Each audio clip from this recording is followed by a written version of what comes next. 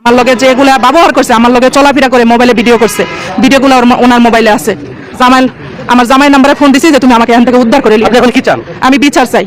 কুষ্টিয়া থেকে শ্বশুরবাড়ি যাবার পথে মুফতি আমির হামজার পরিবারের উপর হামলা করেছে দুর্বৃত্তরা।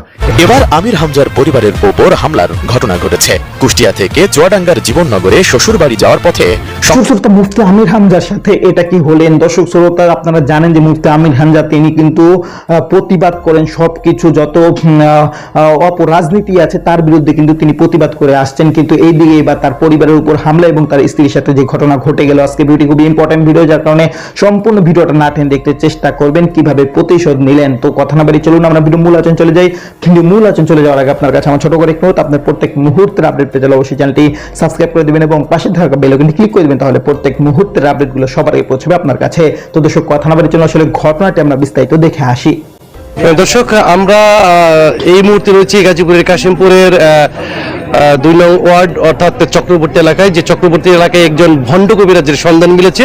যে ভণ্ড কবিরাজ শুধু কবিরাজি নয়, সেই কবিরাজের আড়ালে কিন্তু বিভিন্ন মেয়েদেরকে বিভিন্নভাবে লোভ এবং প্রলোভন দেখিয়ে কিন্তু তিনি দৈহিক সম্পর্ক স্থাপন করেছেন। আমি যদি দর্শক একটু দেখাতে চাই যে এই মুহূর্তে যে কবিরাজ, সেই কবিরাজের কিন্তু সাধারণ যে মানুষ তারা কিন্তু আটক করেছে এবং কাশিমপুর থানা পুলিশকে অবগত করেছেন এবং কাশিমপুর থানা পুলিশও কিন্তু ঘটনাস্থলে এসেছেন। আমরা একটু দেখাতে চাই যে দর্শক, যে এই ভণ্ড কবিরাজ, সেই ভণ্ড কবিরাজের হাতে কিন্তু রয়েছে বিভিন্ন রকমের তাবিজ এবং আতর, অর্থাৎ বিভিন্ন রকমের জিনিস কিন্তু দেখতে পাচ্ছি। আমরা যদি একটু কথা বলতে চাই যে আমরা একজন ভুক্তভোগীর সাথে একটু কথা বলবো যে এই যে ভণ্ড কবিরাজ, সেই ভণ্ড কবিরাজের কাছে এসে তারা যে শারীরিক যে নির্যাতন হয়েছে, আমরা একটু কথা বলবো।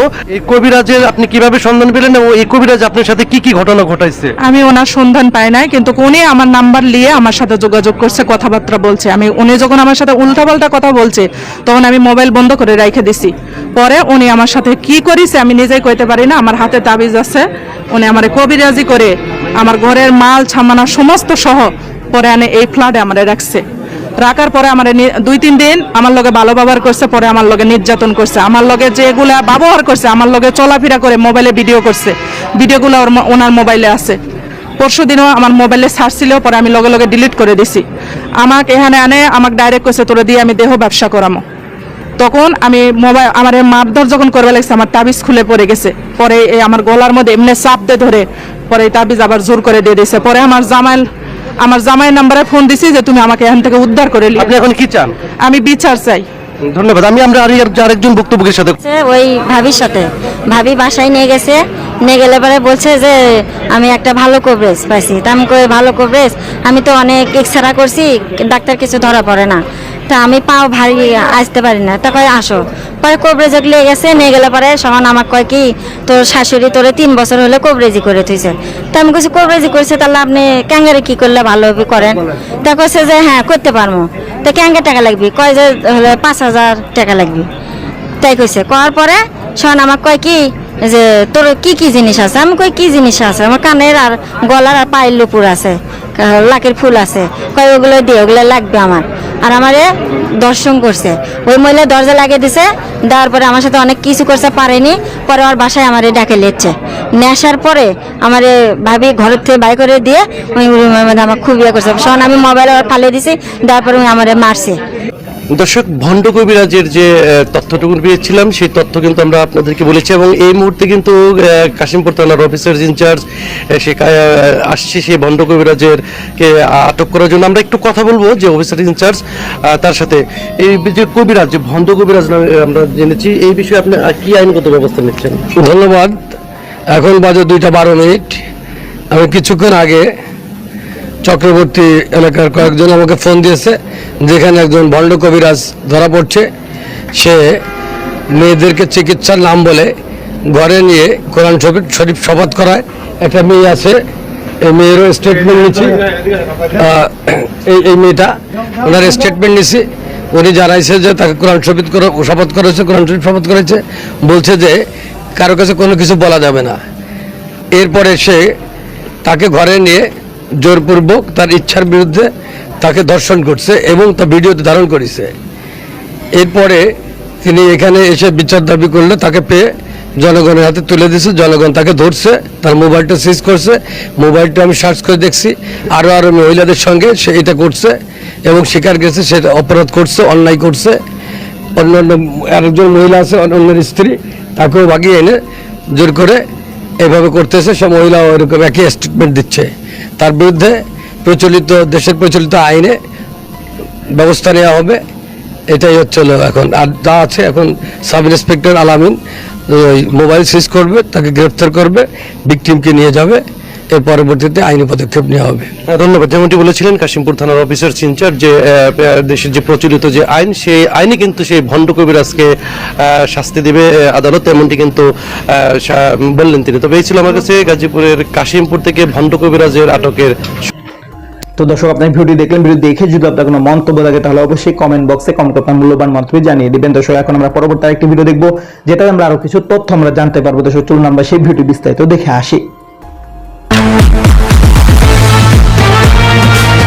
এবার আমির হামজার পরিবারের ওপর হামলার ঘটনা ঘটেছে। কুষ্টিয়া থেকে চুয়াডাঙ্গার জীবননগরে শ্বশুরবাড়ি যাওয়ার পথে সংসদ সদস্য ও আলোচিত ইসলামী বক্তা মুফতি আমির হামজার পরিবারের সদস্যদের ওপর হামলার অভিযোগ উঠেছে। সোমবার সন্ধ্যায় জীবননগর উপজেলার হাসাদাহ বাজারে এ ঘটনা ঘটে। এ ঘটনায় আহত হয়েছেন আমির হামজার শ্যালক আবু বক্কর এবং গাড়ি চালক সাদ্দাম হোসেন। জানা যায়, কুষ্টিয়া থেকে একটি গাড়িতে করে এমপি আমির হামজা এবং অন্য আরেকটি গাড়িতে তার সহধর্মিণী সহ পরিবারের অন্য সদস্যদের নিয়ে শ্যালক আবু বক্কর জীবননগরের উদ্দেশ্যে রওনা দেন। পথে হাসাদাহ বাজারে পৌঁছালে একটি ব্যাটারি চালিত ইজি বাইক তাদের গাড়ি প্রতিরোধ করে।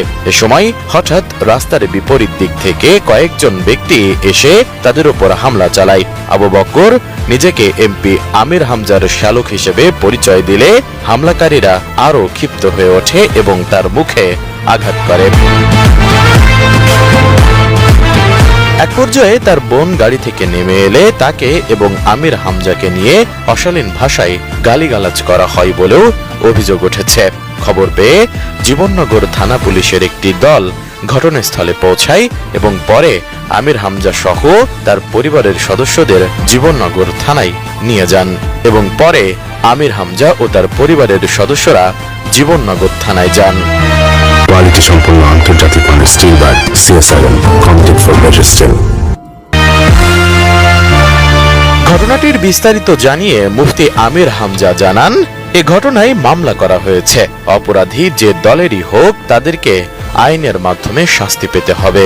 মুফতি আমির হামজা সংসদ সদস্য কুষ্টিয়া 3 লেখা আছে। এটা দেখার পরও এভাবে চড়া হয়ে আরো কিছু গালিগালাজ করেছে। অকথ্য ভাষায় গেলে অভিযোগ কি করা হয়েছে? অভিযোগ কি করা হয়েছে?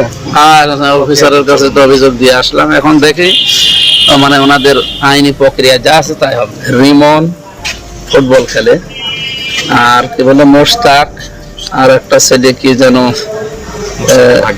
ওনার ভাগ্নে একটা মাহবুব কি যেন মাসু মহিব নাকি নাম, ওই 3 জন এসে আমার ওই শালা আর ড্রাইভারকে মারধর করে। প্রথমে ড্রাইভারের উপরে চড়াও হয়, এরে সেভ করতে গিয়ে ওরেও মারে, ওই যে ড্রাইভার সাথে আছে। আর শালাটাকে এই যে সমস্ত জায়গাগুলো রক্তাক্ত করে দিয়েছে।